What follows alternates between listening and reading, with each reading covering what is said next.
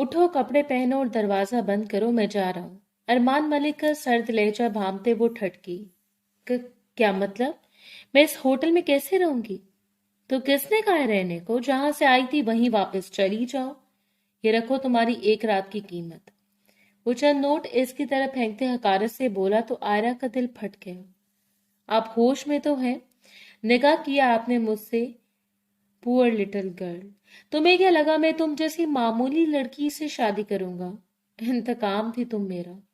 جا کر اپنے باپ کو میرا نام بتانا، وہ تمہیں سب بتا دے گا۔ وہ اسے بلکتا چھوڑ کر چلا گیا۔ کچھ ماہ بعد ارمان اپنے ڈاکٹر دوست سے ملنے اس کے کلینک پہنچا۔ مبارک ہو مس آئرہ، الٹرا ساؤنڈ میں بیٹا ہے۔ شہر کی روشنیوں اور شور کو چیرتی ہوئی گاڑی میں بیٹھا شخص اپنی عقابی نظروں کو سڑک پر جمائے ہوئے تھا۔ شام کے سائے گہرے ہوتے جا رہے تھے۔ ایک نظر اس نے گھڑی پر ڈالی اور دوبارہ ساری توجہ ڈرائیونگ کی طرف مرکوز کر دی، لیکن حقیقت یہ تھی کہ وہ اس جانب اتنا متوجہ نہیں تھا جتنا ظاہر کر رہا تھا۔ اس کے اندر پھیلی ہوئی ہلچل اسے آنے والے وقت کی سنگینیوں سے آگاہ کر رہی تھی۔ شہر کے نامی گرامی ہوٹل میں اس کا انتظار کرتا ہوا وجود نہ جانے کتنی بار اسے میسجز کر چکا تھا، اور اسے اپنے آنے کا یقین دلاتے ہوئے وہ اپنی وفاداری کا ثبوت دے رہا تھا۔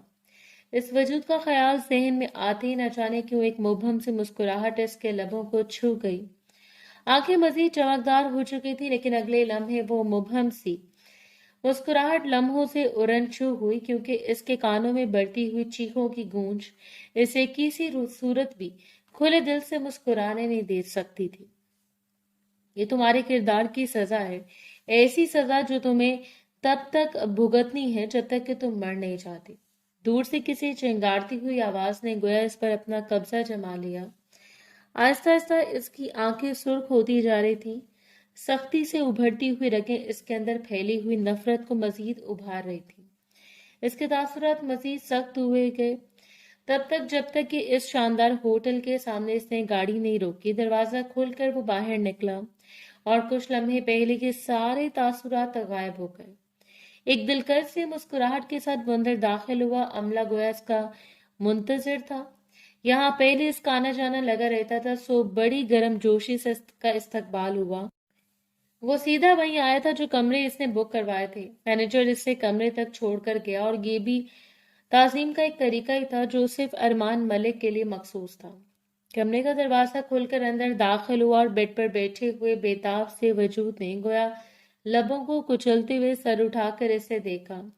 ایک دلکش ترین مسکراہٹ سے وہ اسے دیکھتا رہ گیا۔ خوبصورت لباس میں بیوٹیشن کی مہارت سے کیے گئے میک اپ میں وہ اتنی حسین لگ رہی تھی کہ ارمان ملک کا ٹھٹک جانا بنتا تھا۔ کچھ ہی دیر پہلے بیوٹیشن اسے تیار کر کے چلی گئی تھی، اور تب سے وہ بڑی بےتابی سے ارمان ملک کا انتظار کر رہے تھے۔ اندر کی کشمکش بڑھتی جا رہی تھی۔ حسین ترین آنکھیں خوف اور وسوسوں سے پھیلنے لگیں، لیکن اس وقت اس خوبرو شخص کو اپنے سامنے دیکھ کر دل تھام سا گیا۔ لبوں پر خفیف سی مسکراہٹ پھیل گئی، اور بے تحاشا سرخ چہرے کو جھکاتے ہوئے اس نے مبہم سی مسکراہٹ کو چھپا لیا۔ حالانکہ شام کے اندھیرے جس طرح پھیلنے لگے تھے، اسے لگا تھا خوف کے مارے اس کا دل بند ہو جائے گا۔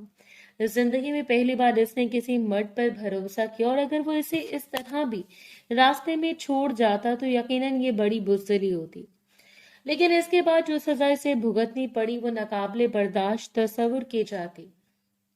لیکن حقیقت یہ تھی کہ وہ اسے بیچ راستے میں چھوڑنے کے بجائے وہ اب اس کے سامنے کھڑا نرمی سے اس کی ٹھوری کو اپنی انگلیوں سے چھوٹے اس کے دلکش چہرے کا جائزہ لے رہا تھا۔ مجھے اندازہ نہیں تھا کہ تم اتنی حسین ہو۔ خمار آلود لہجے بھیگے ہوئے لفظوں نے آئزہ کے لبوں پر ایک خفیف سی مسکراہٹ پھیلا دی، اور اس کی مسکراہٹ کو چمکتی ہوئی آنکھوں سے دیکھتا ہوا ارمان ملک اس کے سامنے بجھ جانے کو تیار کھڑا تھا۔ اسے نرمی سے گھما کر اپنے ساتھ لگاتے ہوئے وہ اس کے لمبے بالوں کو بکھرنے کی اجازت دے رہا تھا۔ ان سے اٹھتی ہوئی بھینی بھینی خوشبو ارمان ملک کو پاگل کر رہی تھی۔ اس کی حسین آنکھوں سے سرکتی ہوئی ارمان کی نظریں اس کے لبوں پر ٹکتی تھیں، اور پھر لبوں کے بعد رخسار پر جمے ہوئے تل نے اسے اپنی جانب مائل کرنا چاہا، اور اسے یوں خود کو دیکھتے پا کر وہ اچھا خاصا پزل ہو رہی تھی۔ दिल बुरी तरह धड़क रहा था और दिल का धड़कना भी बनता था। महबूब इस कदर बेबाकी से देख रहा हो तो भला कौन सा दिल है जो खुद को धड़कने से रोक पाए। सांसों का शोर बेहंगम होता जा रहा था और इसने बेख्तियार 2 कदम पीछे हटा लिए। मुझे डर लग रहा है, निकाह कब होगा? इसके सवाल ने लम्हे भर के लिए मुकाबिल को बदमजा किया, लेकिन फिर सर झटकते हुए वो नरमी से मुस्कुराया। कुछ ही देर के बाद निकाह हो जाएगा और फिर मुझे तुम्हारी जुबान से ये नहीं सुनना पड़ेगा कि तुम्हें डर लग रहा है। 2 उंगलियों से इसकी गर्दन पर चिपके हुए बालों को हटाकर वो हल्का सा मुस्कुराया, जबकि इसकी बात का मफहूम समझते हुए आयशा ने भी बमुश्किल मुस्कुराने की कोशिश की। निकाह के बाद मुझे घर पहुंचा देंगे ना? इसने बड़ी बड़ी आंखों को खोलकर सवाली अंदाज अपनाया और जैसे वो यकसर इसकी बात को फरामोश कर गया। हालांकि तुम्हें ये पूछना चाहिए कि निकाह के बाद तुम मेरी शिद्दतों को बर्दाश्त कर पाओगी? वो काफी देर नासमझी से इसे देखती रही। अरमान मलिक ने इसे यहाँ सिर्फ इस शर्त के लिए बुलाया था कि वो निकाह के बाद इसे वापस घर छोड़ देगा, लेकिन इस वक्त इसका यूं बेबाक होना, बार बार इसके करीब आना, बेखुदी जाहिर करना आयशा के अंदेशों को बढ़ा रहा था। ये महज अंदेशे थे या आंधी अंधी मोहब्बत का मुंह बोलता सबूत? लेकिन इस वक्त ये सोचने की फुर्सत नहीं थी। कुछ ही देर के बाद मैं दरवाजे पर दस्तक हुई और काजी साहब के साथ 2-3 मर्द अंदर दाखिल हुए। सारे इंतजामात इसकी तरफ से मुकम्मल थे। वो भला आसानी से अपने इरादों की भनक लगने दे सकता था? इसने सब कुछ अपनी मर्जी के मुताबिक सेट करते हुए यहाँ से सिर्फ अपनी मर्जी से चला रहा था। इस सबको अंदर आता हुआ देखकर वो जल्दी से दुपट्टे का कोना खींचते हुए वहीं बैठ गई। अरमान भी इसके पहलू में बैठ गया जब इसके इशारे पर काजी साहब ने निकाह शुरू किया और आयशा की आंखें भीगने लगी, हाथ बुरी तरह कांप रहे थे। और आज वो एक रिश्ते के लिए नहीं, अपने एक न जाने कितने रिश्तों को पीछे छोड़ कर आई थी। इसके साथ अच्छे थे या बुरे थे, लेकिन बचपन से इसके साथ थे। इन्हें देखकर वो जवान हुई और आज इस मौके पर इन सबका होना बनता था। इसने एक ऐसे शख्स पर यकीन किया जो उससे मोहब्बत का दावेदार था, जो लोगों में अपनी नेक नामी की वजह से मशहूर था, और इसे यकीन था कि इसका बाप इसका ये फैसला भी तस्लीम कर लेगा। निकाह खां ने इसे रजामंदी तलब की और इसने कपकपाते हुए अपना सर हिला दिया। कांपते हुए हाथों से दस्तखत करने के बाद इसने अपने तमाम जुमले हकूक को इस शख्स के नाम मुंतकिल कर दिए थे, जो कि अब इसकी जिंदगी पर इकलौता वारिस बन चुका था। कुछ ही देर के बाद सब लोग अरमान मलिक मुबारकबाद देते हुए कमरे से निकल गया और वो बेताब होकर इसकी जानिब बढ़ी। चले मुझे घर छोड़ आए अब। इसकी बेताबी का आलम यह था कि अभी तक इसके हाथ में लर्जिश थी और मुकाबिल ने कमर से थामकर इसे अपने करीब कर लिया। निकाह की मुबारकबाद तो वसूल कर लें जाने मन, घर भी छोड़ आऊंगा। वो इसकी बेतहाशा करीब खड़ी थी, इतना करीब कि दोनों की धड़कने का शोर एक दूसरे के सीने में गूंज रहा था। दोनों की सांसों की महक एक दूसरे को बहका रही थी और अरमान के लब आहिस्ता आहिस्ता इसके लबों से टकरा रहे थे। वो मुकम्मल तौर पर सुर्ख होते हुए इसके लबों को देखती रह गई। अरमान ने मखमूर लहजे में इसकी पुकार का जवाब देते हुए नरमी से अपने लब इसकी ठोड़ी पर जमा दिए। निकाह के बाद सबसे लाजिम होता है कि अपने शौहर का हक इसे देना, और अब ये तुम्हारा भी हक बनता है कि बेबाकी से आंखें दबाते हुए वो इसे मजीद मुश्किल में डाल रहा था। इसने पलट कर अपनी यूनिफॉर्म को देखा। मैं कपड़े चेंज कर लेती हूँ, फिर घर भी तो जाना है, घर में सब परेशान होंगे। दोनों के दरमियान तय तो यही हुआ था, लेकिन अब अरमान के इरादे बदल रहे थे। ऐसा नहीं हो सकता कि आज रात मेरे पास रुक जाओ, कल मैं खुद तुम्हें लेकर जाऊंगा।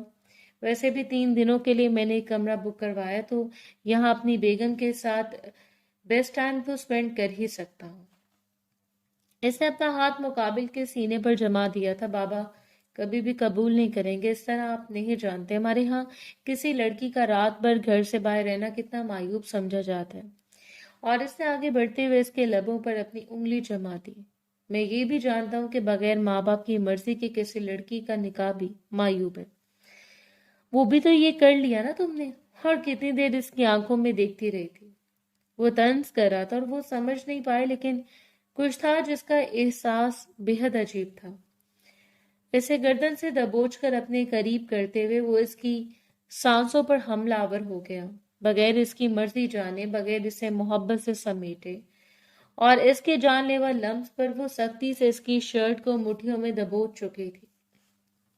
اپنے پیروں پر کھڑا ہونا اس وقت اس کے لیے مشکل ترین عمل تھا۔ اس سب کے لیے وہ ذہنی طور پر تیار نہیں تھی، جو کہ اب اسے برداشت کرنا پڑا تھا۔ نرمی سے جھکتے ہوئے اسے اپنے بازوں میں بھر کر وہ بستر تک لے آیا، جبکہ وہ حیران و پریشان اسے دیکھتی رہ گئی۔ ارمان پلیز، اسے التجا کرنی چاہی، لیکن اسے گھوڑی سے نوازتے ہوئے وہ اس کی گردن میں منہ چھپا گیا۔ آہستہ آہستہ اسے جلدی سے آزاد کرتے ہوئے وہ اپنے ارادوں کو تکمیل کا درجہ دے رہا تھا۔ تم جانتی ہو میں نے اس وقت تک کتنا انتظار کیا، تمہیں اپنی دسترس میں لوں گا، تم پر اپنی شدت نچھاور کروں گا، اور مجھے یقین ہے اس کے بعد تم خود کو دنیا کی خوش قسمت ترین لڑکی تصور کر رہی ہوگی۔ اس کے لمس میں محبت نہیں تھی، ایک جنون تھا، ایک شدت تھی جو کہ جان لیوا تھی، اور اس کا لمس مقابل کو بےتاب نہیں کر رہا تھا بلکہ سمٹ جانے پر مجبور کر رہا تھا۔ وہ آہستہ آہستہ اس پر نچھاور ہوتے ہوئے اس کے لیے روتے ہوئے وہ بس اس سے پناہ مانگ رہی تھی۔ ریلیکس، اتنا تو ہر لڑکی کو برداشت کرنا پڑتا ہے۔ اس سے گھوڑیوں سے نواز کر ڈراتے ہوئے اس پر نچھاور ہوتا چلا گیا، جبکہ اس کے بازوں میں بھی گھر کر وہ بے بسی سے روتی رہی۔ اس کی گردن پر بنے ہوئے سرخ نشانات حیوانگی کو ظاہر کر رہے تھے۔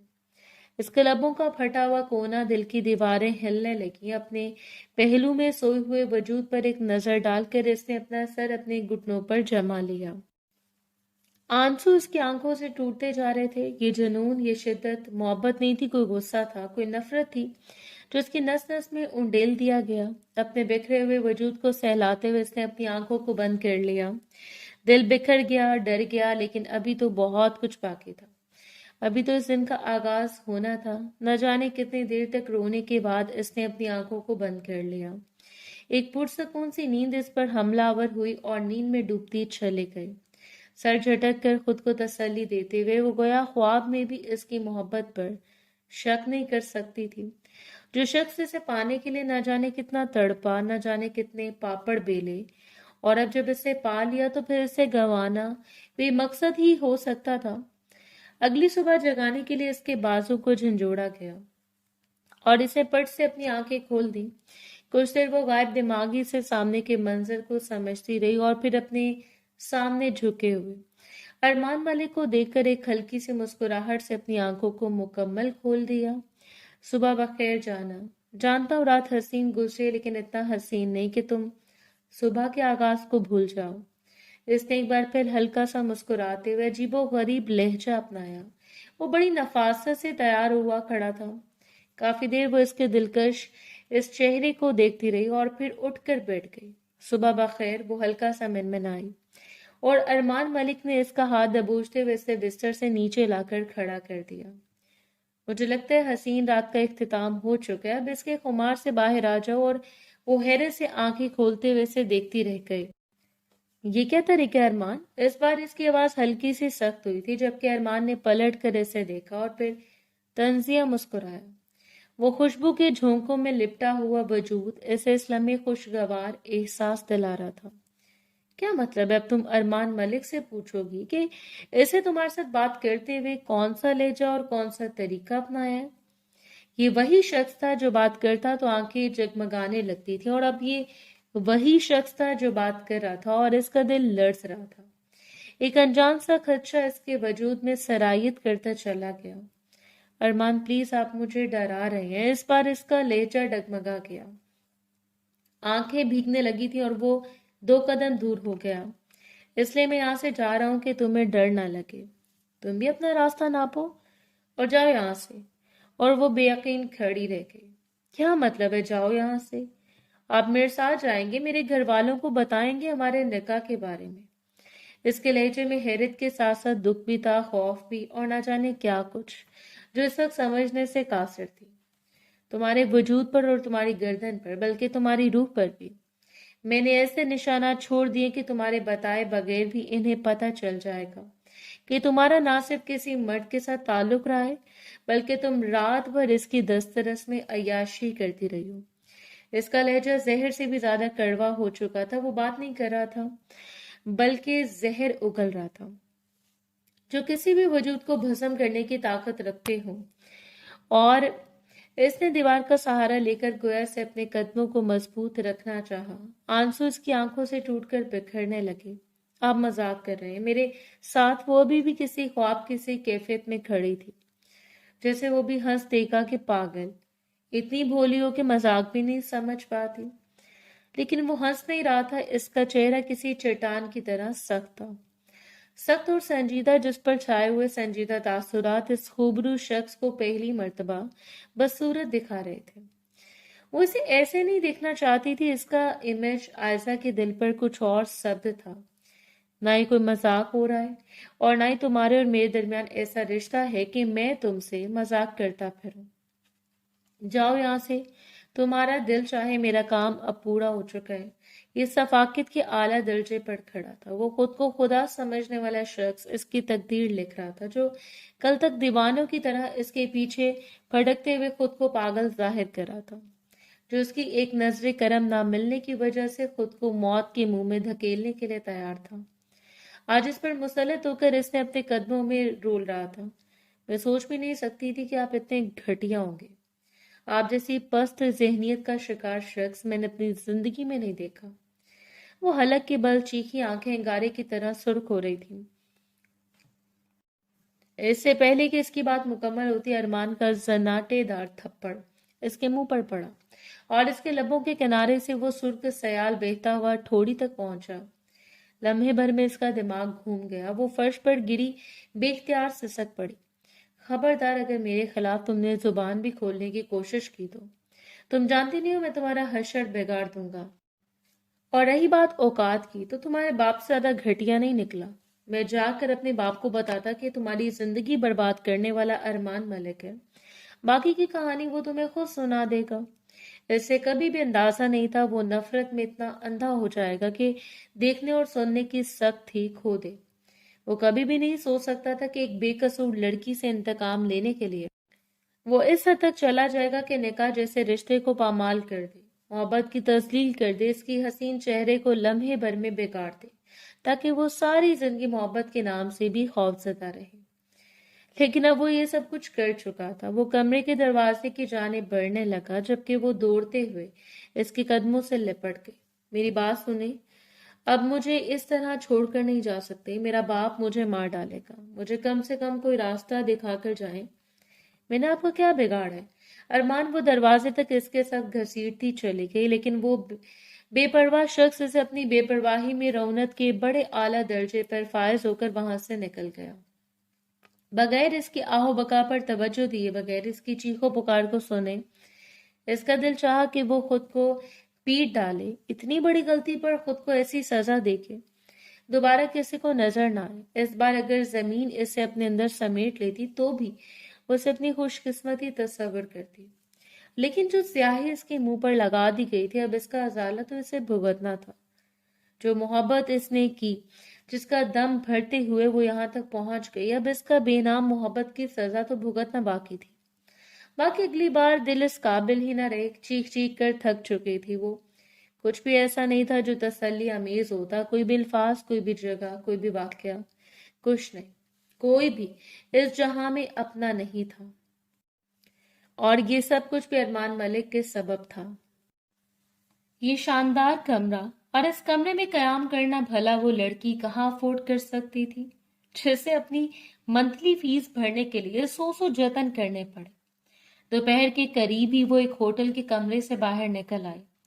बाहर की दुनिया गोया एक आग उगल रही थी।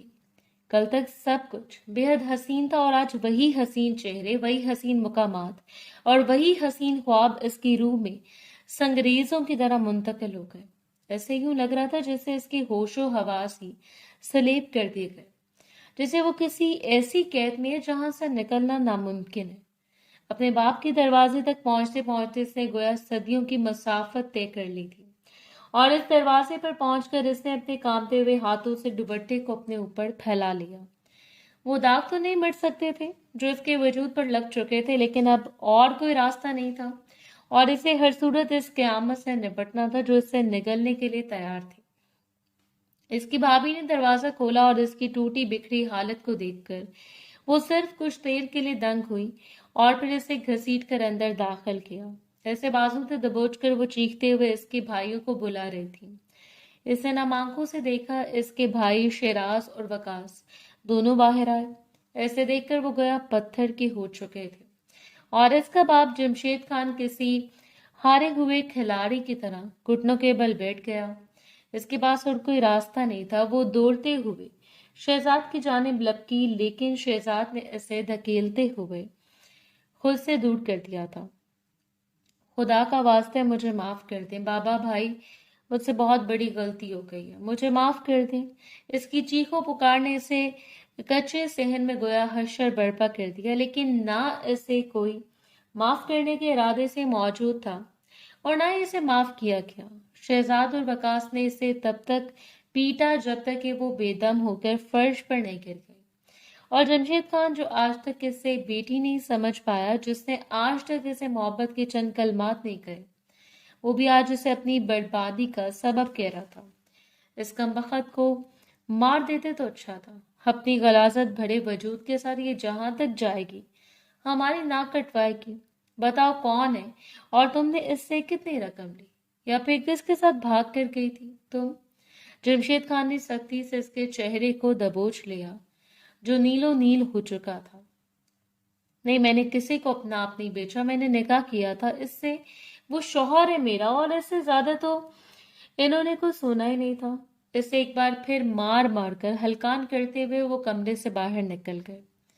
وہ پورا دن ہی مار کھاتی رہی۔ شام تک اسے اندازہ ہو چکا تھا یہاں پڑی رہے گی تو مر جائے گی، کوئی بھی اس کے لیے معافی لکھنے والا نہیں ہے۔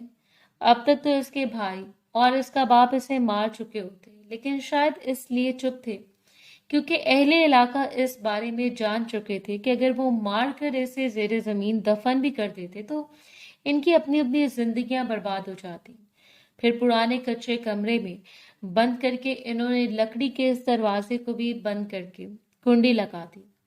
یہ بھوکی پیاسی بڑی بڑی مر جائے گی۔ صرف شام کے وقت کھانے کے چند نوالے شاید اس لیے رکھے گئے تاکہ وہ زندہ رہ پائے۔ اس کی بھابھی تو نہ جانے کون سے بدلے اکھیڑ رہی تھی۔ در حقیقت وہ اسے اپنے بھائی کے لیے پہلے ہی مانگ چکی تھی، جس کا رشتہ آنے پر عائشہ نے جھپٹ سے انکار کر دیا تھا کیونکہ اس وقت وہ ارمان ملک کی محبت کی خمار میں تھی۔ لیکن اب جب وہ اپنی اصلیت دکھا چکا تھا تو وہ سارے بدلے گن گن کر اتارے جا رہے تھے جو اتارنا کبھی ان سب کے خواب رہے۔ یہ دوسری بار تھا جب صرف اپنی جان بچانے کے لیے وہ وہاں سے بھاگ نکلی۔ رات کے اس پہر اس کچے دروازے کی کنڈی کھول کر وہ صحن میں آئے۔ کسی کو اندازہ نہیں تھا کہ وہ اتنا بڑا قدم اٹھائے گی، کیونکہ سب نے یہی سمجھا تھا کہ اس کے پاس کوئی اور ٹھکانہ نہیں ہے۔ لیکن وہ اپنے رشتہ داروں سے خوب واقف تھی۔ وہ جانتی تھی کہ یا تو کسی جڑگے کے کسی ظالم فیصلے کا شکار ہو جائے گی یا پھر اپنے باپ بھائیوں کے ہاتھوں ماری جائے گی۔ حالانکہ اگر وہ شخص اس کے پہلو میں آ کر کھڑا ہو جاتا تو کوئی ان کا بال بھی بھیگا نہیں کر سکتا تھا۔ وہ وہاں سے سیدھا اس کے کمرے میں گئی جہاں اس کا سامان رکھا گیا تھا، اور وہیں اس کا بند موبائل پڑا تھا جو اس روز اسی الماری میں رہ گیا۔ یہ ارمان ملک کا دلایا ہوا فون تھا، اور شاید یہ بھی قدرت کی مصلحت تھی جو اس روز غلطی سے وہ یہیں رہ گیا۔ اور اب اسے اٹھانے کے بعد وہ باہر آئی۔ شال کو کندھوں پر لپیٹ کر اس نے وہ انگوٹھی بھی اٹھا لی جو اس کی ماں نے اسے دی تھی، ایک آخری نشانی اور اپنے حق کے لیے اس شخص کے پاس جانے کا آخری راستہ۔ وہ نہیں جانتی اس کے بعد کیا ہوا، گھر والوں نے اس سے کتنا ڈھونڈا، اس کے بارے میں کیا سوچا، لیکن اس رات گرتے پڑتے اس گاؤں سے نکل کر وہ اگلی صبح تک شہر پہنچ چکی تھی۔ اس کے پاس رہنے کے لیے کوئی راستہ نہیں تھا، کوئی ٹھکانہ نہیں تھا، بس یہی کہ ارمان نے جس ہوٹل میں اس سے نکاح کیا تھا، اس ہوٹل کے کمرے کو اس نے 3 دنوں کے لیے بک کیا تھا۔ اگر وہاں بھی نہ رکنے دیا جاتا تو پھر وہ وہاں سے ارمان ملک کو کوئی نہ کوئی معلومات ضرور لے لیتی۔ اسے ہر صورت اس شخص کے پاس جانا تھا، چاہے گڑگڑانا پڑتا، التجا کرنا پڑتی، یا پھر اس کے گریبان میں ہاتھ ڈال کر اپنا حق لینا پڑتا۔ زندگی نے اسے اپنا تعلق پہلو دکھایا تھا، اپنا تلخ پہلو، کہ آج تک اس کی زندگی میں کوئی ایسا موڑ نہیں آیا جہاں اس نے خود کو اس قدر بیار و مددگار تصور کیا ہو۔ بخار سے پھنکتا ہوا بھوکا وجود، کوئی امید نہیں تھی، کوئی آخری سرا جس کے بلبوتے پر وہ زندہ رہ پاتی۔ کافی کوشش کے بعد بالآخر وہ اسی ہوٹل پہنچ گئی۔ سب سے پہلے وہاں جا کر اس نے عملے سے ملاقات کی. مینیجر کو بتایا تھا کہ ارمان ملک اس سے نکاح کر چکا ہے. اس کے ساتھ وہ اس کمرے میں رات بھر رہی. اس کا شوہر ہے لیکن ادھیر عمر کے اس مینیجر نے اس کی بات سننے سے بھی انکار کر دیا تھا. دیکھیں وہ شہر کا جانا مانا بزنس مین ہے. ان کے خلاف ایسی کوئی بات نہیں کر سکتا جس سے میرے ہوٹل کی ریپوٹیشن خراب ہو. ہاں وہ یہاں آتے جاتے ہیں. کبھی بھی انہیں بیرون ملک جانا ہو تو سب سے پہلے وہ ہمارے ہی ہوٹل میں اسٹے کرتے ہیں. میں سچ کہہ رہی ہوں انکل, خدا کی قسم میں جھوٹ نہیں بول رہی. میرے پاس اور کوئی سہارا نہیں ہے. میرا کسی طرح ارمان ملک سے رابطہ کروا دیں. حیرت انگیز بات یہ تھی کہ وہ شخص اسے ہر جانب سے بلاک کر چکا تھا. بزدلی کے اعلیٰ درجے پر فائز وہ شخص اس کے اندھیروں میں جھونک کر گیا, اسے اندازہ ہی نہیں تھا. مینیجر کے سامنے ہاتھ باندھتے ہوئے کوئی اتنی بے بس نظر آ رہی تھی کہ وہ نہ جانے کتنی دیر اس کے چہرے کو دیکھتا رہا. میں صرف اتنا کر سکتا ہوں کہ آپ کو ارمان ملک کی بہن کے پاس بھیج دوں. شفا ہاسپٹل میں ڈاکٹر عالیہ. میں آپ سے زیادہ ان کے متعلق نہ ہی کچھ جانتا ہوں اور نہ ہی آپ کو انفارمیشن دے سکتا ہوں. یہاں سے بھی کوئی خاطر خواہ جواب نہیں ملا. وہ چپ چاپ واپس پلٹ آئی اور باہر آ کر دروازے پر بیٹھ گئی. آتے جاتے لوگوں کو دیکھتے ہوئے اپنی بے بسی کا تماشا دیکھ رہی تھی. ہر شخص اپنی زندگی میں مست تھا, کسی کو اس کی پرواہ نہیں تھی. اپنی جانب سے اس نے برسوں پرانا بدلہ سود سمیت واپس لے لیا. اس کی زندگی برباد کر چکا تھا. ایک ایسی لڑکی کی زندگی برباد کر چکا تھا جس کے باپ سے اس کے پرانے حساب کتاب بنتے تھے. آج سے پورے 6 ماہ پہلے اس نے بیرون ملک سے پاکستان آنے کے بعد جمشید خان کے حوالے سے چھان بین شروع کر دی. وہ اتنا معمولی شخص تھا کہ وہ اگر چاہتا تو لمحے بھر میں اسے اپنی لپیٹ میں لے لیتا, لیکن اس کی عزت خراب کرنا اور ساری زندگی سے لوگوں کے سامنے ذلیل کرنے کے لیے اور کوئی راستہ نہیں تھا. شہر یونیورسٹی میں پڑھنے آنے والی اس کی بیٹی کے بارے میں بھی اس نے پورے 6 ماہ پہلے جانکاری حاصل کی. اس روز اسے یونیورسٹی کے دروازے پر اس نے پہلی مرتبہ دیکھا اور ایک لمحے کے لیے تھم سا گیا. بلا شبہ وہ بے تحاشا معصوم اور خوبصورت تھی. 22 سالہ وہ لڑکی سفید دوپٹے کے حالے میں جگمگاتے ہوئے چہرے کے ساتھ مسکرا کر لڑکیوں کے ساتھ نکلی اور بس کا انتظار کر رہی تھی. جب وہ گاڑی سے اترتے ہوئے پہلی مرتبہ اس کے سامنے جا کر کھڑا ہو گیا, اس لڑکی کی آنکھوں میں صرف حیرت تھی. آپ سے بات کرنا چاہتا ہوں. میں گاڑی میں آ کر میری بات سنیں گی. اور اس کی پیشکش پر جہاں وہ حیران ہوئی تھی وہیں غصے سے سرخ چہرے پر مزید غصے کی لہریں دوڑنے لگی. آپ ہے کون جن کی بات سننے کے لیے میں گاڑی میں بیٹھوں گی؟ اس خوبرو جوان کو اپنے سامنے یہ حکم چلاتا ہوا دیکھ کر وہ پھنکاری اور اس کی ہمت کو داد طلب نظروں سے دیکھتے ہوئے وہ پہلی بار محفوظ ہوا. کوئی اپنا ہی سمجھ لے. مجھے سینے پر بازو باندھے ہوئے وہ دلکشی سے مسکرایا اور سامنے کھڑی ہوئی لڑکی نے بے اختیار پلکوں کو جھکا لیا. اگلے لمحے وہ دوبارہ مضبوط ہو گئی. یہاں سے جائیں, دماغ خراب مت کرے میرا. وہ کچھ خوفزدہ بھی لگ رہی تھی. اس روز ان دونوں کے درمیان ملاقات چاہے جتنی بھی بری تھی, لیکن آنے والے وقت میں اس نے ہر پل اس سے نظر رکھی. ہر لمحے اس کے سامنے آ کر اسے اپنی محبت کا ذکر کرنا, اور وہ بھی کچی عمر کے ان جذبات میں سے گزر رہی تھی جہاں اسے ارمان ملک جیسے شخص کا یقین کرنا پڑا. ویسے بھی وہ دیکھنے میں جتنا خوبصورت تھا وہ نہیں جانتی تھی کہ اس کے اندر اتنا ہی سیاہ دل بھرا ہوا ہے. 6 بہنوں کا اکلوتا بھائی اور ملک خاندان کا اکلوتا چشم و چراغ. اس روز پہلی مرتبہ وہ اس پر یقین کر کے کیفے میں اس سے ملاقات کرنے کے لیے آئی اور ارمان نے نرمی سے اس کی مخملی ہاتھ کو پکڑ لیا تھا. میں تم سے نکاح کرنا چاہتا ہوں, کیا تم مجھ سے نکاح کرو گی؟ وہ پہلا شخص تھا جس کے سامنے نکاح کی پیشکش رکھے ہوئے تھا, وگرنہ آج کل کے دل پھینک لڑکوں سے وہ بخوبی واقف تھی. میں غریب باپ کی بیٹی ہوں اور آپ کی اور میری کوئی برابری نہیں. ملک صاحب پلیز آپ اپنے راستے مجھ سے الگ کر لیں. اپنے ملائم لہجے میں بات کرتے ہوئے اس نے کسی قسم کا جھوٹ نہیں بولا تھا. صاف گوئی اور سچائی سے جو بات بھی تھی بیان کر دی, جبکہ وہ دلکشی سے مسکرایا. میں تم سے محبت کرتا ہوں عائشہ, اور محبت اوقات نہیں دیکھا کرتی, برابری نہیں دیکھا کرتی. بس محبت کے لیے چند دلوں کو منتخب کر لیا جاتا ہے اور میرا دل بھی انہی لوگوں میں شمار کیا جائے. وہ بہت بڑی بڑی باتیں کرتا تھا, اتنی بڑی اور اچھی باتیں کہ کوئی بھی اس کے جھانسے کا شکار ہو جاتا. سو اسے بھی یقین کرنا پڑا. پہلی بار موبائل پر رابطہ ہوا, رات رات بھر सरगोशियाना लहजे में होने वाली बातें, लेकिन फिर भी अरमान मलिक ने कभी अपनी हद पार नहीं की।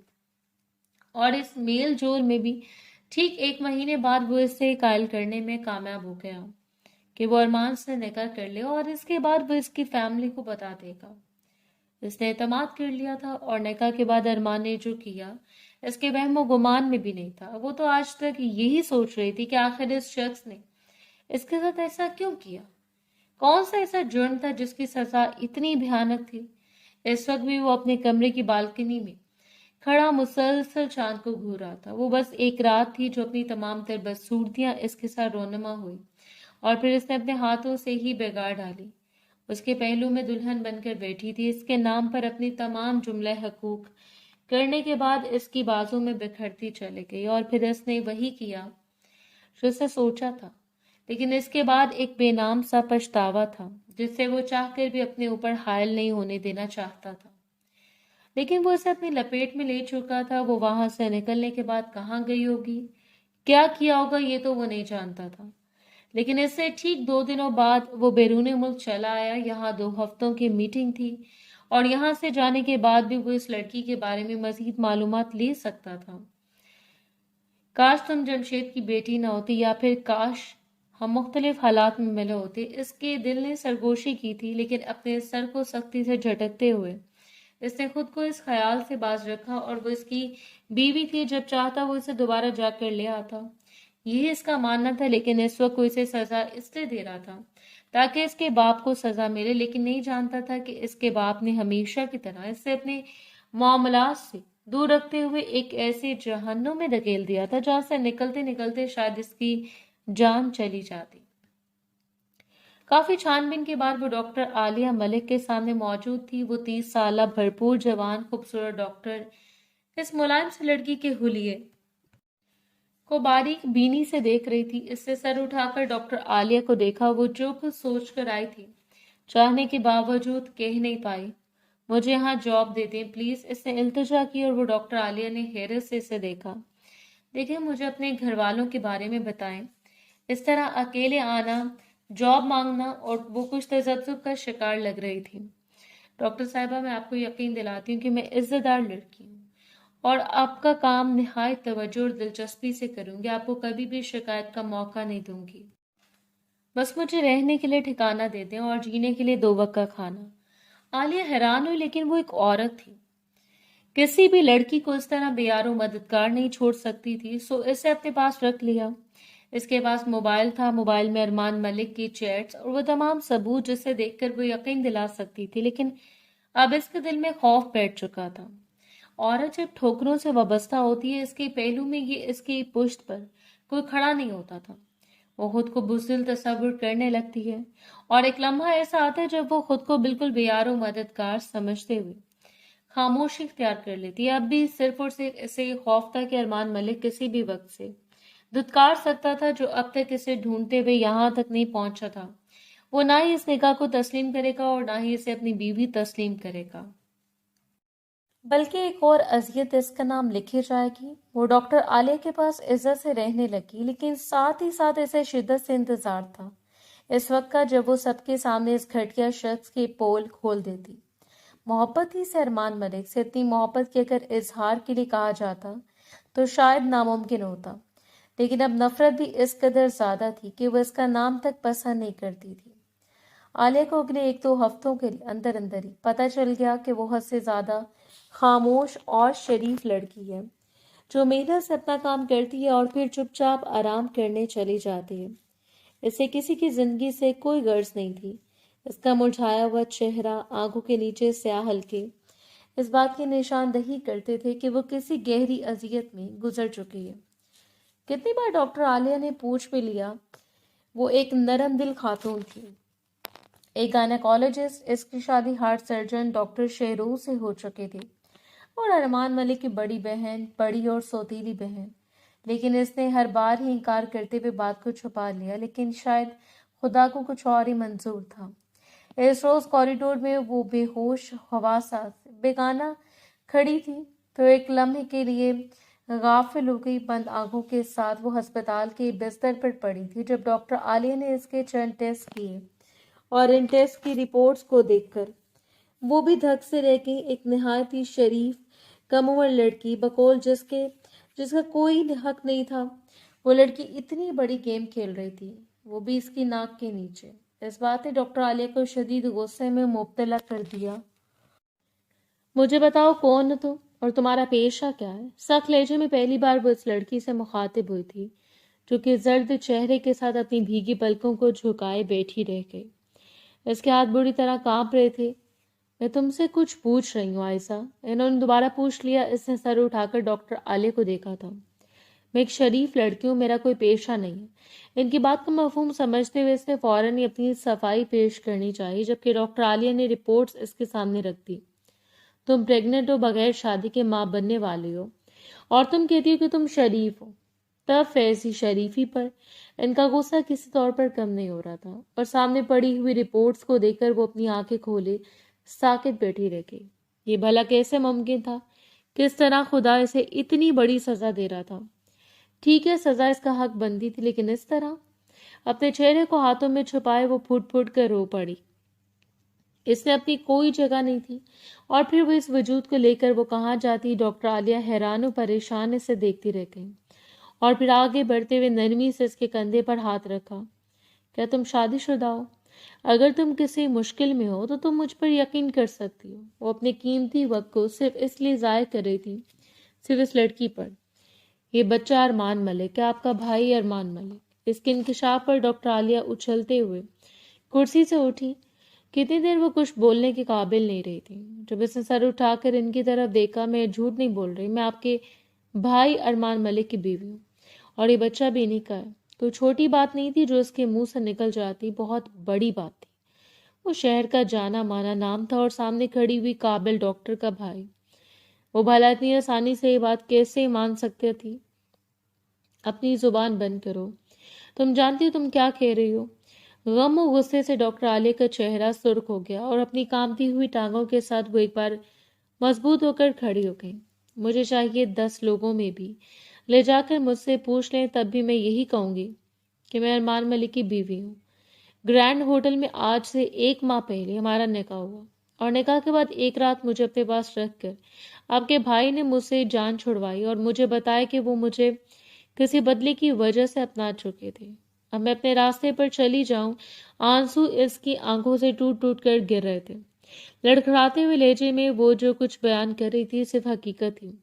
सच्चाई इसके चेहरे से साफ जाहिर हो रही थी, और डॉक्टर आलिया को यूं लग रहा था जैसे कोई सूर फूंका जा रहा हो, जिसके बाद वो सांस तक नहीं ले पाएंगी। इसके बाद मेरे भाइयों और मेरे बाप ने मुझे अपने अपनाने से इनकार कर दिया, मुझे कमरे में बंद कर दिया ताकि वो मेरी जान ले सकें, ताकि वो मुझे भूखा प्यासा रखने के बाद मुझसे जान छुड़वा सकें। लेकिन अपनी जान बचाती हुई मैं दोबारा पलट कर होटल तक पहुंच गई, ताकि मैं आपके भाई के कदमों में बैठ जाऊं, सिर्फ इसलिए कि वो मुझे अपना ले। लेकिन मैं नहीं जानती थी कि वो शख्स इतना कमजोर साबित होगा। इस बार वो निढाल होकर दोबारा कुर्सी पर बैठ गई। कहने सुनने को कुछ बाकी नहीं रहा। वो जानती थी कि सामने बैठी हुई लड़की इस बात से वाकिफ है कि वो अरमान मलिक की बहन है। तुम्हारे पास कोई सबूत है इस बात का? आलिया ने इसका चेहरा देखते हुए सख्ती से कहा, और इसने मोबाइल उठाकर आलिया के सामने रख दिया था। इसमें तमाम चैट्स मौजूद हैं। अरमान मलिक के साथ मेरी चंद तस्वीरें भी हैं, जो खुशकिस्मती से मैंने इनसे छुपा कर बना ली थी। मेरे पास निकाहनामा नहीं है, लेकिन अगर आपको फिर भी यकीन नहीं है तो मेरे पेट में मौजूद बच्चे का डीएनए टेस्ट करवा लें। माँ की दूसरी शादी को भी इन्होंने सिर्फ इसलिए बर्दाश्त कर लिया कि इन्हें एक भाई चाहिए था। 4 बहनों का इकलौता भाई जो पैदा हुआ, इसे लगा था चाहे सौतेला ही सही, लेकिन फिर भी एक साहिबा मिल गया, एक मजबूत सहारा जो पहलू में खड़ा होगा तो इन्हें कोई मुश्किल नहीं होगी। इसके बाद अल्लाह ने इनके बाप को दोबारा 2 जुड़वा बेटों से नवाजा, और यूं वो 6 बहनों का इकलौता भाई बन गया, जिसने आज तक कभी भी सौतेलापन नहीं दिखाया, जो बहनों से बेतहाशा मोहब्बत करता था, वो जो इनका मान था। इसकी शख्सियत ऐसी थी कि कोई भी इसके कदमों में बिछ जाने के लिए तैयार हो जाता, लेकिन सामने बैठी हुई लड़की इतनी मासूम थी कि इसे देखकर नहीं लग रहा था कि वो कभी भी खुद चलकर इसके पास गई होगी, जिसकी जिंदगी इतनी बर्बाद हो चुकी थी कि इसके पास कहने सुनने को कुछ बाकी नहीं रहा। 2 हफ्तों के अंदर अंदर ही बैरून मुल्क से واپس آ گیا، لیکن اس لڑکی کو ڈھونڈنے کے لیے اس نے زمین آسمان کے کلابے ایک کر دیے۔ وہ اسے ملنے تو دور کی بات اس کی جھلک تک نہیں دیکھ پایا۔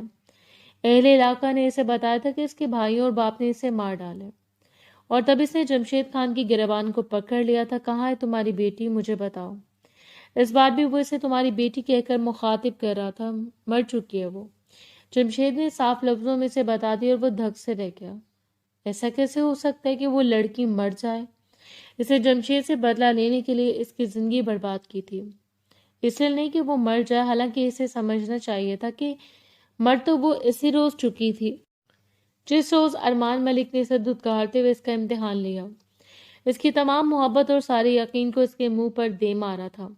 اس روز وہ مر چکی تھی۔ علاقے کے ہر شخص نے اسے یہی بتایا کہ وہ مر چکی ہے، کیونکہ اس کے بھاگ جانے کے بعد اس کے بھائیوں اور باپ نے یہی مشہور کر دیا کہ عزت بچانے کے لیے وہ اور کیا کرتے، بس لوگوں سے یہی کہتے ہیں کہ ہماری بلا سے وہ مر جائے، ہم اس کے بارے میں کچھ نہیں جانتے۔ جبکہ لوگوں کا اپنا گمان یہ تھا کہ اس کے باپ اور بھائیوں نے اسے مار کر کہیں دفن کر دیا، تبھی دوبارہ اس کی بھنک نہیں لگی، جبکہ دوسری طرف اسے پچھتاووں کے زد میں چھوڑ کر جانے کہاں چلے گئی۔ عالیہ نے 3 ماہ اپنے پاس رکھا ہے، اس کے دل سے ہر ایک ڈر کو نکال دیا تھا، اس کی شخصیت کو مکمل طور پر بدل دیا، تب تک کسی کو بھی اس کی بھنک نہیں لگنے دی، جب تک کہ وہ ایک مضبوط لڑکی کا روپ دھارے ان کے سامنے آنے کے لیے مکمل طور پر تیار نہیں تھی۔ اچھے کپڑے، اچھے کیئر اور ماں بننے کا روپ، وہ مزید حسین ہوتی چلی گئی۔ وہ مکمل پلاننگ تھی۔ عالیہ نے اسے اپنے پاس بلایا، اور دوسری جانب اس نے ارمان ملک کو بھی بلایا ہوا تھا۔ ایک گہری مسکراہٹ اس کے لبوں پر پھیلتی چلی گئی۔ کیمرے کے ذریعے سے اندر آتا ہوا دیکھ رہی تھی۔ عائشہ کی پشت دروازے کی جانب تھی۔ جب ہارون دروازے کے قریب پہنچا، تب عالیہ نے بڑی مہارت اور پیشہ ورانہ مسکراہٹ سے جائزے کی طرف جانے دیکھا۔ ماشاءاللہ، آپ کا حمل بالکل ٹھیک جا رہا ہے۔ الٹرا ساؤنڈ کے مطابق آپ کا بیٹا ہے، بس آپ کو تب تک اندر آ چکا تھا۔ اس نے اپنا بہت سارا خیال رکھنا ہے۔ ارمان کے سامنے بیٹھی ہوئی لڑکی کی جانب اپنی توجہ نہیں دی، لیکن وہ عالیہ کو بات کرتا ہوا سن چکا تھا۔ عائشہ نرمی سے مسکراتے ہوئے اپنی فائلز اٹھا کر اٹھی۔ اس کے پیچھے کھڑا تھا چند قدموں کے فاصلے پر، اور تب عائشہ کی نظر اس شخص کے چہرے پر پڑی۔ آج اس کی نظروں میں وہ چمک نہیں تھی، اس کا چہرہ پہلے جیسا نہیں لگا اسے، لیکن ارمان بھی مکمل طور پر اس کی جانب متوجہ ہو چکا تھا۔ اسے دیکھ کر وہ جیسے تھم سا گیا، ساکت قدموں سے اپنے سامنے کھڑی حسین لڑکی کو دیکھ کر۔ وہ پھر اس کے ہاتھ میں پکڑی ہوئی فائلز، نہ جانے کتنی دیر اسے بیت گئے جب وہ عالیہ کی جانب متوجہ ہوا۔ یہ کون ہے؟ اور عالیہ مسکرا دی۔ یہ میری پیشنٹ ہے، حاملہ ہے، بیٹھو تم۔ اور عائشہ ایک تیز نظر اس پر ڈالتے ہوئے قریب سے گزر گئی۔ وہ وہاں بیٹھنے والوں میں سے نہیں تھا اور اس کے پیچھے دوڑ گیا۔ آگے بڑھتے ہوئے اس نے عائشہ کے ہاتھ کو تھام لیا، جیسے اس نے پورا زور لگا کر پیچھے دھکیل دیا۔ خبردار اگر مجھے ہاتھ بھی لگانے کی کوشش کی تو، جبکہ وہ بے بسی سے اس کے چہرے کو دیکھ رہا تھا۔ یہ میرا بیٹا ہے نا؟ وہ تو گیا پاگل ہو چکا ہے۔ اس کے پیٹ میں موجود اولاد اس کی تھی، اور پھر بیٹا وہ اسی باپ کا بیٹا تھا جس نے صرف بیٹے کی خواہش کے لیے 2 عورتوں کی زندگی برباد کر دی، ایک ہارون کی ماں کی، ایک عالیہ کی ماں کی۔ یہ صرف میری اولاد ہے، اور خبردار اگر میرے پاس آنا ہے نا، اس بچے کو اپنا کہنے کی کوشش بھی کی تو مجھ سے بڑا کوئی نہیں ہوگا۔ کسی تیز دھاڑ والے آلے کی طرح وہ اسے کاٹتی ہوئی وہاں سے گزر گئی، اور اس رات وہ آلے کے سامنے آ کر کھڑا ہو گیا۔ تم مجھے بتاؤ گی کہ وہ لڑکی کون ہے، کہاں رہتی ہے، اور تم اسے کتنے مہینوں سے جانتی ہو؟ اور عالیہ نے اسے دیکھتے ہوئے اپنے سینے پر بازو لپیٹ لیے۔ یہ تو تم مجھے بتاؤ گے کہ وہ کون ہے جس کے پیچھے تم پاگلوں کی طرح پھر رہے ہو؟ وہ میری بیوی عالیہ۔ اس نے تسلیم کر لیا، حالانکہ کسی نے نہیں سوچا تھا کہ وہ اتنا جلدی تسلیم کر لے گا۔ پچھلے اتنے عرصے سے جو اسے پاگلوں کی طرح ڈھونڈ رہا تھا، بھلا خود پر صبر کیسے رکھ سکتا تھا؟ ایک اذیت تھی، بے تحاشا اذیت، اور جب اس کی ماں کو حقیقت معلوم ہوئی تو وہ دنگ رہ گئی۔ وہ جمشید خان کی بیٹی تھی امی، جو ملازم ہو کر آپ کی زندگی برباد کر کے چلا گیا، جس نے نانا ابا سے 2 لاکھ روپے لیے تھے اور آپ کو میرے باپ جیسے درندے کے حوالے کر گیا۔ ایسے ہی ہوا تھا نا؟ آج سے اتنے برس پہلے شائستہ بیگم، جو کہ حویلی کی بیٹی تھی، نے جمشید نامی حویلی کے ملازم سے محبت ہو گئی، اور جب یہ محبت عروج پر پہنچی تب شائستہ بیگم کے باپ کو اس کے بارے میں معلوم ہو گیا۔ اس وقت جمشید خان کے سامنے انہوں نے 2 لاکھ روپے رکھے تھے اور کہا کہ میری بیٹی کا پیچھا چھوڑ دو، اور وہ رقم اٹھا کر ہمیشہ کے لیے وہاں سے غائب ہو گیا تھا۔ صرف اس سے غلطی کی سزا کے لیے انہیں ملک افتیاق خان کی دوسری بیوی بنا دیا گیا، جہاں انہیں ساری زندگی تذلیل کا سامنا کرنا پڑا، اور اسی بات کا بدلہ لینے کے لیے اس نے وہ قدم اٹھایا تھا جس کے بعد اب بربادی اس کا مقدر تھی۔ وہ دن رات اس دروازے پر گیا، لیکن وہ اتنی سنگ دل ہو چکی تھی کہ وہ دروازہ کھول کر ارمان ملک کی شکل تک نہیں دیکھنا چاہتی تھی۔ اس روز بھی وہ اپنے چیک اپ کے لیے ہاسپٹل آئی اور ارمان ملک نے اسے اٹھا لیا۔ وہ صرف اس سے بات کرنا چاہتا تھا۔ وہ اسے اپنے فلیٹ پر لے آیا اور اب اس کے قدموں میں بیٹھ گیا۔ میں نے مان لیا مجھ سے غلطی ہوئی ہے، دیکھو میں نے تمہیں تھپڑ مارا تھا، ٹھیک ہے مجھے ایسا نہیں کرنا چاہیے تھا، اگر تم بھی چاہو تو تم مجھے مار سکتے ہو، لیکن سب کچھ بھول جاؤ۔ اور آئرا نے ایک زناٹے دار تھپڑ اس کے منہ پر جڑ دیا۔ زندگی میں پہلی بار کسی نے ارمان ملک پر ہاتھ اٹھایا تھا۔ ایک نہیں ایسے ہزاروں تھپڑ بھی تمہارے منہ پر ماروں، پھر بھی میں تمہارے جتنا نہیں گر سکتی ارمان ملک۔ وہ اس کی گربان کو پکڑتے ہوئے کسی شیرنی کی طرح چنگاری تھی۔ اب اس کو ابرو اور وجاہت کے شاہکار شخص سے محبت کی میم بھی نہیں تھی۔ علی کو معلوم ہو چکا تھا کہ اسے اٹھانے والا ارمان ملک ہے، اس لیے اس نے سب گھر والوں کو بتا دیا اور ساتھ ہی ساتھ یہ بھی کہا تھا کہ اگر وہ اسے آزاد نہیں کرے گا تو پولیس کا سہارا لے لے گی۔ شام تک کا وقت تھا اس کے پاس اور شام تک اسے عائزہ کو ہر صورت منانا تھا۔ مجھ سے محبت کا کھیل کھیلا، اس نے کہا کہ اس کے بعد میری تذلیل کر کے مجھے بھی بے یار و مددگار چھوڑ دیا اور اب معافی کے لیے آئے ہو۔ ہر بار معافی تلافی نہیں ہوا کرتی، بعض دفعہ سزائیں منتخب کی جاتی ہیں ملک صاحب، اور تمہاری سزا یہی ہے کہ تم ساری زندگی تڑپتے رہو۔ وہ حلق کے بل چیخ رہی تھی۔ آج اسے ملک ارمان کا خوف نہیں تھا، آج وہ اپنا فیصلہ کرنے کے لیے آزاد تھی۔ چاہے وہ اسے جان سے مار دیتا، لیکن اس کے سامنے وہ گھٹنے ٹیکنے والوں میں سے نہیں تھی۔ میں تمہارے بغیر زندہ نہیں رہ سکتا، میں نے تم سے محبت کی تھی، لیکن اس محبت کو بدلے کی آگ میں جھونک دیا۔ وہ آج ویسے ہی بے بس ہو رہا تھا جیسے چند ماہ پہلے وہ اس کے سامنے بے بس کھڑی تھی۔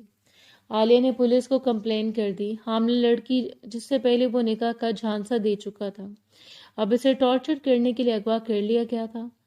میں لعنت بھیجتی ہوں تمہاری محبت پر۔ وہ اسے دونوں بازوؤں سے پکڑتے ہوئے دبوچ کر اپنے سینے سے لگا گیا۔ میں تم سے اتنی محبت کرتا ہوں کہ تمہارے سارے زخموں پر مرہم کی طرح بکھر جاؤں گا، صرف ایک بار مجھ پر بھروسہ کر کے تو دیکھو۔ گھٹنوں کے بل بیٹھتے ہوئے وہ بالکل اس کے قدموں میں بیٹھا ہوا تھا۔ آج وہ لڑکی اس کے ساتھ اس کی تذلیل کر رہی تھی، کل تک وہ جس کی تذلیل کرتا آیا۔ ٹھیک ہے میں یقین کر لیتی ہوں اگلے 2 گھنٹوں کے اندر اندر آپ اپنے شہر میں موجود 2 فیکٹریاں میرے نام کر دیں گے۔ آپ کے بچے کی پیدائش کے بعد میں اس کے نام منتقل کر دوں گی، وعدہ رہا آپ سے۔ اپنے سینے پر بازو باندھتی ہوئے اس کی آنکھوں میں دیکھ کر شرط رکھ رہی تھی۔ آج میں اتنی ہمت آ چکی ہے کہ وہ ملک ارمان کے سامنے بیٹھ کر شرائط و ضوابط کھیلے۔ ٹھیک ہے میں وہی کروں گا جو تم کہو گی، لیکن اس کے بعد تمہیں میرے حق میں بیان دینا ہوگا۔ اگر پولیس مجھے پکڑ بھی لیتی ہے تو تم ہر صورت عالیہ کو غلط ثابت کرو گی۔ وہ اسے 2 گھنٹے کا وقت دے چکی تھی اور 2 گھنٹوں کے اندر اندر نہ جانے اس سے کس کس کی منتیں کی، کس کس کو کال کر کے منا، اور بلاخر 2 گھنٹوں کے اندر اندر کاغذات تیار ہو چکے تھے۔ یاد رکھنا اگر تم نے میرے خلاف جانے کی کوشش کی یا مجھے ادھورا چھوڑا تو میں تمہیں کبھی طلاق نہیں دوں گا، ساری زندگی میرے نام پر بیٹھی رہو گی تم۔ اسے ایک نظر دیکھ کر دھمکی سے نوازتے ہوئے اس نے پینسل اٹھا کر کاغذات پر دستخط کر دیے تھے۔ شہر میں موجود 2 فیکٹریاں تمہارے نام ہو چکی ہیں، اب تو کہو کہ تم نے مجھے معاف کر دیا، اب تو کہو کہ تم میرے ساتھ رہنے کے لیے راضی ہو۔ اور وہ خاموشی سے سر جھکا کے مقابل نے تھام کر اسے اپنے قریب کر لیا تھا۔ I love you very much۔ اس کے ماتھے اور رخساروں پر جا بجا اپنے لبوں کو رکھتے ہوئے وہ اس سے اپنی محبت بیان کر رہا تھا۔ حقیقت بھی یہی تھی کہ وہ اس سے محبت کرتا تھا، لیکن اس محبت کو بدلے کی آگ میں جھونک کر جتنا اس لڑکی کو تڑپایا تھا اتنا وہ خود بھی تڑپ چکا تھا۔ مجھے حویلی لے چلیں، اس کے اگلے حکم پر وہ گاڑی نکالتا ہوا اسے اپنے ساتھ حویلی لے کر آیا۔ راستے پر وہ اسے حسین باتیں کرتا چلا آیا جبکہ وہ بالکل خاموش بیٹھی تھی۔ کبھی کبھی اس کی کسی بات پر بامشکل مسکرا دیتی۔ دل ابھی تک نہیں مان رہا تھا بھلا اتنا آسان تھا کسی پر یقین کر لینا، اپنے سارے دکھوں کو بھلا دینا، جو اذیتیں جھیلی انہیں بیچ دینا ہرگز بھی آسان نہیں تھا۔ وہ حویلی میں داخل ہوئے تو ملک افتخار اپنے بیٹے کی جانب لپکا تھا۔ تمہیں اندازہ بھی ہے کہ تمہارے اس قدم نے کتنی مشکلات کھڑی کر دی ہیں، تمہارے خلاف باتیں ہو رہی ہیں، پولیس تمہیں ڈھونڈ رہی ہے، تم پاگل ہو چکے ہو۔ ارمان انہوں نے اس کی پشت پر کھڑی ہوئی لڑکی پر ایک نظر ڈالتے ہوئے بس اسے جھنجھوڑتے ہوئے کہا تھا، میں پاگل نہیں ہوں بابا، میں اسے ساتھ لے کر آیا ہوں، یہ میری بیوی ہے، میرے بیٹے کی ماں، آپ سے ہمارے ساتھ رہے گی، اس سب سے کچھ ٹھیک ہو جائے گا، یقین کریں۔ اور ساتھ ہی ساتھ اس کا بازو پکڑ کر اسے اپنے ساتھ لگا لیا۔ گھر میں سب لوگ موجود تھے، سب لوگ تماشبین بنے ہوئے تھے۔ عالیہ نے آگے بڑھ کر نرمی سے اس کے ہاتھوں کو تھاما اور وہ خاموشی سے دیر تک عالیہ کی آنکھوں میں دیکھتی رہی اور پھر اپنے ہاتھوں کو چھڑوا لیا۔ ان کے گھر پہنچتے ہی پولیس گھر میں آ چکی تھی۔ گویا کہ خبر پھیل چکی تھی کہ اس نے اپنی حاملہ بیوی کو اغوا کر کے ٹارچر کی ہے اور اس پر FIR درج کروانے کی والی بھی عالیہ تھی، اس لیے پولیس کا آنا بنتا تھا۔ انسپکٹر صاحب، آپ چاہیں تو میری بیوی سے پوچھ سکتے ہیں، یہ محض یہ غلط فہمی تھی اور میں اور میری بیوی بہت خوش اور مطمئن ہیں۔ وہ بہت پیشہ ورانہ طریقے سے بات کر رہا تھا۔ جب انسپکٹر نے عائزہ کی جانب دیکھا، کیا ملک صاحب ٹھیک کہہ رہے ہیں، آپ انہیں اپنی مرضی سے اپنے شوہر کے ساتھ تھیں؟ عالیہ بڑے انہماک سے اس کے چہرے کو دیکھ رہی تھی۔ اس نے نرم سی مسکراہٹ کے ساتھ سر اٹھایا۔ جی، انہوں نے میری مرضی کے بغیر مجھے فلیٹ لے جا کر اس بات پر قائل کرنا چاہا کہ میں اپنا بیان بدلوں۔ وہ دھک سے رہ گیا۔ اس نے بڑے مضبوطی سے اس کے خلاف بیان دیا تھا، نہ صرف بیان دیا بلکہ پولیس کے سامنے اس بات کو بھی تسلیم کر لیا کہ اس سے نکاح کرنے کے بعد وہ اسے چھوڑ کر جا چکا تھا۔ ایسے لوگ کبھی نہیں سدھرتے جو آپ کو ایک بار منہ کے بل گرا سکتے ہیں۔ اسے دوسری بار بھی امید رکھیں۔ اپنے اور اپنے بیٹے کی زندگی کو سنوارنے کے لیے وہ پہلے ہی چال چلی تھی، اور جو کچھ بھی تھا ارمان ملک کے بیٹے کے پاس جانا تھا، اس سے کوئی گلٹ نہیں تھا، کچھ بھی نہیں۔ بس اسے مسکراتے اور ارمان ملک کی جانب دیکھا۔ اب اگلے پیپر پر دستخط کرنے کے لیے تیار ہو جائے ملک صاحب۔ خلا کا پیپر۔ آج اس کا بدلہ مکمل ہو چکا تھا۔ جو کچھ اس نے برداشت کیا، اب اس شخص کو بھی برداشت کرنا۔ اب وہ کبھی بھی کمزور پڑنے والوں میں سے نہیں تھی۔ عالیہ نے مسکراتے ہوئے اس سے گلے لگا لیا۔ ضروری تو نہیں تھا کہ ساری زندگی وہ اکیلے پن میں گزار دیتی۔ کوئی تو ایسا خدا نے بنایا ہوگا جو اسے سنوار لیتا، جس کی محبت میں سمٹتے ہوئے وہ ایک بار پھر جینے لگتی۔